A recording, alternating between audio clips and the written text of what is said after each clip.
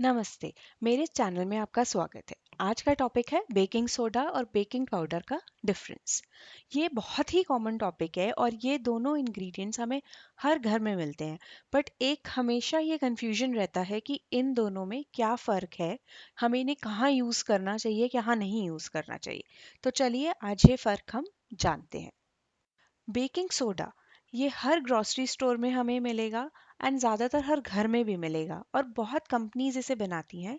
मगर आप किसी भी कंपनी का बेकिंग सोडा लीजिए, वो एक ही जैसा काम करेगा। बेकिंग सोडा है क्या? ये केमिकल है, सोडियम बाइकार्बोनेट। 1800 से ये यूज़ हो रहा है हम लोगों के यहाँ कुकिंग में। इसका नेचर अल्कलाइन होता है और नेचुरली होता है ये। फर्स्ट टाइम इसको ब्रेड बनाने में यूज़ करा तो ब्रेड में जो हम खमीरा हमारा होता है, उसके लिए फर्स्ट टाइम इसका यूज़ हुआ था और उसके बाद ये बहुत ही कॉमनली हमारे यहाँ कुकिंग में यूज़ होने लगा। अब बेकिंग सोडा काम कैसे करता है?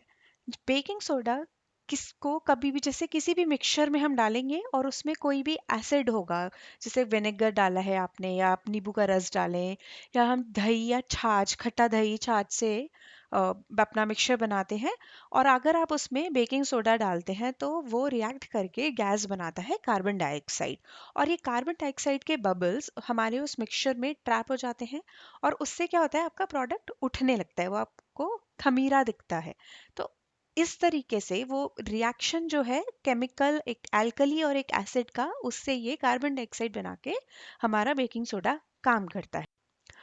बेकिंग पाउडर, अब बेकिंग पाउडर आपको अलग अलग तरीके का मिलेगा, बहुत अगेन वो भी किसी भी ग्रोसरी स्टोर पे मिलेगा आपको, मगर इसमें डबल एक्टिंग और सिंगल एक्टिंग आपको देखने के लिए मिलेगा मार्केट में। तो जब आप ये बेकिंग पाउडर खरीदें तो आपको ध्यान देना है कि ये डबल एक्टिंग है या सिंगल एक्टिंग है।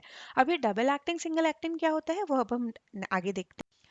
पहला क्वेश्चन है कि बेकिंग पाउडर है क्या और ये बेकिंग सोडा से फर्क है, तो क्या फ़र्क है? तो बेकिंग पाउडर में आपका बेकिंग सोडा ऑलरेडी होता है। 30% इसमें बेकिंग सोडा होता है, एक लीवनिंग एसिड होता है, मैं अभी आपको बताती हूँ क्या होता है, और कॉर्नस्टार्च। इन तीनों चीज़ों को मिला के आपका बेकिंग पाउडर बनता है। लीवनिंग एसिड बेसिकली जो आपने एसिड बेकिंग सोडा के लिए डाला है, जैसे आपने लेमन डाला था या विनेगर डाला था, तो उसको हटा के एक केमिकल डाल दिया है जो एक रेशियो में इस तरीके से डाला गया है कि आपको अलग से कुछ नींबू या कुछ विनेगर कुछ डालने की ज़रूरत नहीं है। आप सीधा इसको यूज़ कर सकते हैं। मगर किस तरीके का लिवनिंग एसिड है, उसके अकॉर्डिंग आपका सिंगल एक्टिंग डबल एक्टिंग आया था। तो अभी देखते हैं आगे क्या है। अब बेकिंग पाउडर आपका कैसे काम करेगा, क्योंकि आपका एसिड ऑलरेडी इसमें डाला है। उधर हमने एसिड डाला, बेकिंग सोडा में हमने वाटर या हीट के साथ हमें एसिड डालना था। यहाँ हमें एसिड डालने की ज़रूरत नहीं है। बेकिंग पाउडर को या तो जैसे आप पानी में मिक्स करेंगे तो वो रिएक्ट करेगा, वो आपको बबल्स दिखाएगा, या फिर आपको पानी डाल के उसको गर्म भी करना है, या फिर आपने उसको मिक्स करा है और वो बाद में जब वो गर्म होगा तब वो, तो ये अलग अलग टाइम पर आपका रिएक्ट करेगा किस तरीके का लीवनिंग एसिड डला है उसके हिसाब से। मगर काम ये भी वही करेगा, कार्बन डाइऑक्साइड के बबल्स बनाएगा, आपके मिक्सचर में वो ट्रैप हो जाएंगे, आपका प्रोडक्ट उठ जाएगा और इस रिएक्शन से आपके प्रोडक्ट को एक टेक्सचर मिलता है, कलर मिलता है, एक टेस्ट डेवलप होता है। अब ये सिंगल एक्टिंग डबल एक्टिंग क्या था जो हमने अपनी फर्स्ट पहले स्लाइड्स में देखा था। तो single acting double acting baking powder में ये होता है कि आपका अगर एक सोडा एक एसिड डला है तो वो सिंगल एक्टिंग हो गया, दो एसिड्स डले हैं दो तरीके के तो वो डबल एक्टिंग हो गया। तो सिंगल एक्टिंग में वो बस आपका एसिड रिएक्ट करेगा, या तो वो जल्दी से रिएक्ट कर जाएगा जैसे ही आपने उसमें पानी डाला, मिक्स करा और आपको बबल्स दिखने लगेंगे, या फिर तब कुछ भी नहीं होगा, थोड़ा बहुत कुछ थोड़े बबल्स मिलेंगे, बट मेजरली जब आप उसको हीट करेंगे या जैसे आप पैनकेक बना रहे हैं तो आप पैन पे जैसे ही डालेंगे तो आपको बबल्स दिखने लगेंगे, या जैसे आपका वो ओवन में जाएगा तो उसमें वो धीरे धीरे धीरे आपको दिखेगा कि वो रिएक्ट कर रहा है और आपका प्रोडक्ट राइज हो रहा है। सो इस तरीके से आपका एसिड काम करेगा। डबल एक्टिंग में ये दोनों एसिड हम मिला के डाल देते हैं, तो जैसे ही आप अपना मिक्सचर बनाएंगे आपको थोड़े थोड़े बबल्स दिखने लगेंगे। और जब उस मिक्सचर को आप हीट करेंगे, आप कुक करेंगे, तो जो आपका दूसरा लेवनिंग एसिड है वो भी रिएक्ट कर जाएगा।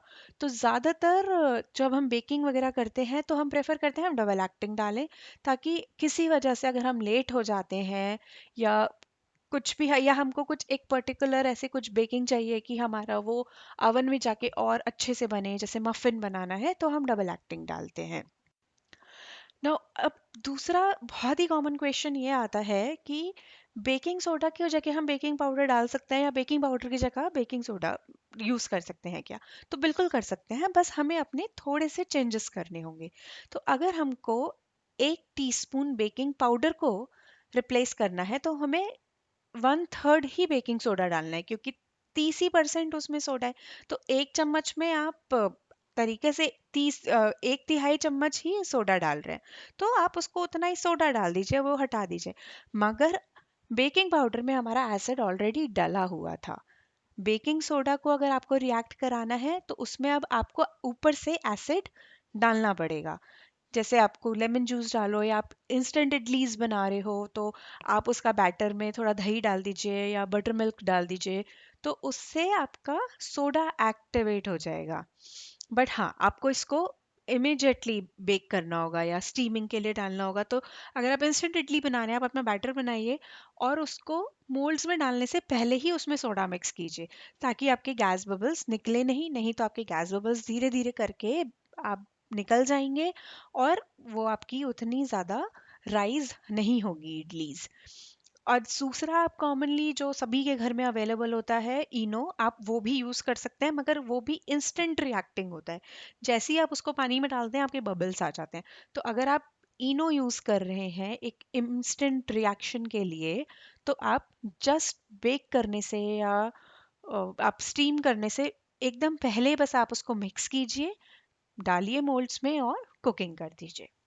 उसी तरीके से अगर आपको बेकिंग सोडा की जगह बेकिंग पाउडर डालना है, तो क्योंकि बेकिंग सोडा अगर आप 1 चम्मच डाल रहे हैं और वो बेकिंग पाउडर में हमारा 1 ही तिहाई है, तो हम उसको 3 गुना करना पड़ेगा। तो उस तरीके से आप उसको 3 गुना कर दीजिए। बट हाँ, अब इसमें क्या है कि आप बेकिंग पाउडर डाल रहे हैं तो आप एसिड भी डाल रहे हैं साथ में, तो आपको कुछ भी ऊपर से खट्टा डालने की ज़रूरत नहीं है।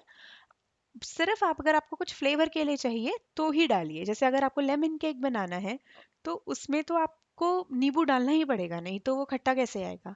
मगर हाँ, सोडा के लिए आपको नींबू डालने की ज़रूरत नहीं, क्योंकि आप ऑलरेडी बेकिंग पाउडर में खट्टा उसको दे रहे हैं। अब कुछ और भी जो मतलब कॉमन हमारे यूजेस हैं बेकिंग सोडा या बेकिंग पाउडर के, वो हैं केक्स में अभी हमने देख ही लिया। कुकीज़ में हम सोडा ज़्यादा डालते हैं क्योंकि हमको उसको बहुत देर तक नहीं, हमें उसको केक की तरह उठाना नहीं है। तो जैसे ही हम अपना मिक्सचर बना के डो बना के कुकिंग के लिए डालते हैं, इमीडिएटली उसमें वो हीट होते ही थोड़ा गैस निकलता है।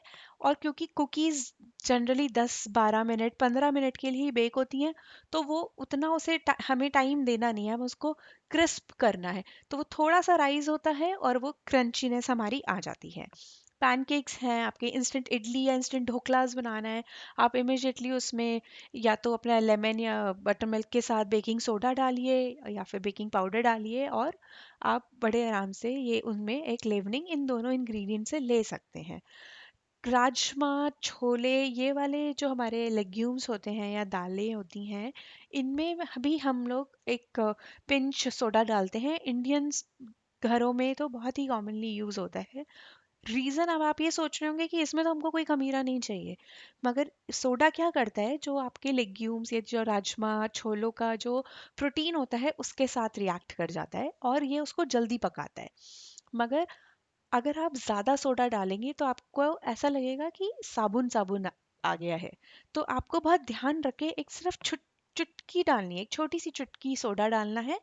और आप इसको अवॉइड भी कर सकते हैं, मगर कुछ लोगों को यहाँ पे बहुत कॉमनली यूज़ होता है तो वो डाल भी सकते हैं। दूसरा है, हम पकौड़े बनाते हैं, बेसन के पकौड़े बनाते हैं या कुछ कुट्टू के पकौड़े, कुछ भी, या चीले बनाते हैं, तो उसमें भी हम थोड़ा सा ऐसे सोडा डालना प्रेफर करते हैं। वो क्यों डाला जाता है? ताकि वो हमारा क्रंची क्रिस्पी बन जाए। अब वो क्रिस्पी क्रंची कैसे बनता है कि जैसे ही आपने उसमें डाला और उसको कुक करा, तो हीट होते ही वो सोडा आपके प्रोटीन जो है आपके बेसन में या जो भी आप जिस भी चीज़ से उसकी कोटिंग कर रहे हैं, अपने प्रोडक्ट पकौड़े बना रहे हैं, उस प्रोटीन के साथ वो रिएक्ट करता है। और फिर वो गर्म होने पे वो बेकिंग सोडा भी अपने गैस रिलीज करता है, तो वो छोटे छोटे गैस बबल्स बना देता है, जिससे आपका प्रोडक्ट क्रंची हो जाता है। तो अगर कभी आपने देखा कि गलती से ज़्यादा सोडा डल जाए, तो पकौड़े तेल पी लेते हैं। वो इसलिए पी लेते हैं क्योंकि बहुत ज़्यादा गैस बन जाती है, तो वो पूरा छेद छेद छेद होके वो तेल तो पिएगा ही फिर उस तरीके से। और आपका शुगर सिरप आप बनाते हैं, जैसे मट्ठियाँ बनाते हैं, स्वालियाँ बनती हैं मीठी, तो उस पर अगर आपको शुगर का कोटिंग करना है और आपको वो वाइट करना है, तो जब आपका सिरप बन जाए तो आप उसमें 1 चुटकी 2 चुटकी बेकिंग सोडा डालिए, और उसके बाद उसमें वो छोटे-छोटे जो बबल्स बनेंगे, उससे एक वाइट कलर की जो ट्रांसपेरेंट की जगह वो वाइट कोटिंग आती है। ये अब अगेन ये एक पर्सनल प्रेफ़रेंस है कि अगर आपको वो वाइट कोटिंग चाहिए तो आप डालिए, अगर आपको नहीं चाहिए तो भी आपकी कोटिंग तो अच्छी हो ही जाएगी। और जो वो हनी कोम बनाते हैं शुगर से, तो उसको जब आप शुगर को मेल्ट करते हैं, हीट करते हैं, तो वो मेल्ट होती है, ब्राउन होती है, और उस सिचुएशन में जब उसके अंदर हम सोडा डालते हैं तो वो एकदम एयर बबल्स बनते हैं, और वो एयर बबल्स जो बनते हैं उससे एक आपको हनी कोम टेक्सचर आ जाता है। तो ये कुछ कॉमन यूजेस हैं, जो मतलब मैंने यहाँ बताए हैं। ऐसे बहुत और भी आप यूजेस इसमें मतलब सोच सकते हैं या आपके यहाँ यूज कर सकते हैं। तो अब आप अपनी बेकिंग और या कुकिंग एंजॉय कीजिए, और अगर आपको मेरा वीडियो पसंद आए तो प्लीज़ उसको लाइक कीजिए और शेयर कीजिए, एंड मेरे चैनल को सब्सक्राइब कीजिए। Thank you so much.